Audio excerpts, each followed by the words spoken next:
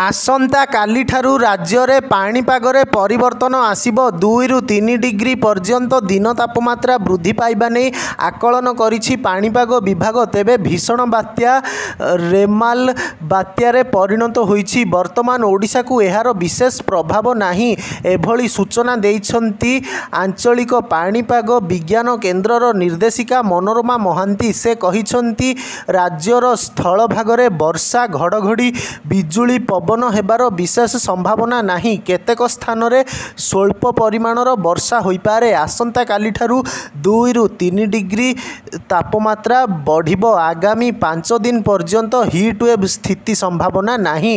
नयागढ़ रामपुर रे सर्वाधिक 92.8 मिमी एवं केन्द्रापड़ार राजनगर रे 78 मिमी वर्षा रेकर्ड करा जाइछि। आसंता 31 तारीख पर्यंत ओडिशा रे एमिति स्थिति रहिबो।